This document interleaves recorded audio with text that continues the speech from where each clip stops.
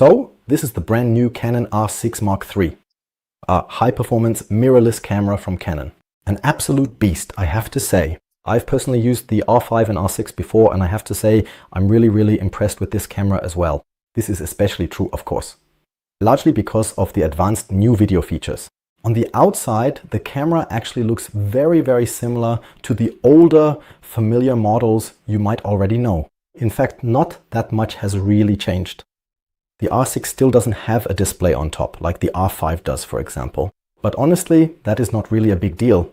It features the usual control dials, which, as you would definitely expect from Canon, all feel really good and premium to the touch. One specific thing that confused me a little bit at first is that the on-off power switch is now located on the right side, whereas it used to be on the left. Now you basically have this rocker switch between photo and video mode. That's something you have to get used to at first, to be honest. That confused me a bit at the beginning, but you get used to it quickly, and then it's actually really good.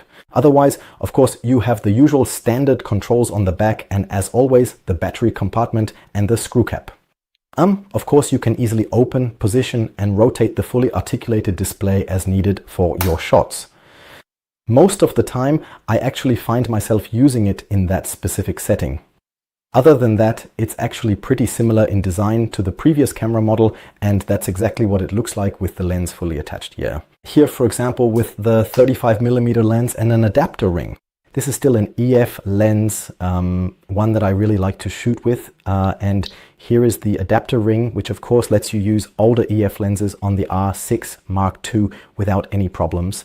That way you have access to a huge range of possible lenses that you can use with this fantastic camera.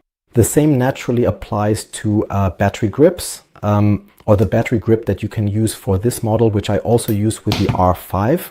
Exactly. Otherwise, of course, you have a battery compartment. Maybe that's also something new if you're used to the older models. I don't actually remember how it was with the Mark II, but with the Mark, so with the first R6, you basically only had a dual slot for SD cards.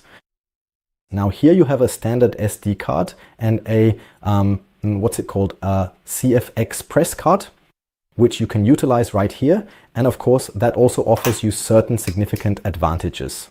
So all in all, it's an absolutely superb camera that is really at a professional level, used by professionals, but is also an absolutely perfect choice for ambitious hobby photographers.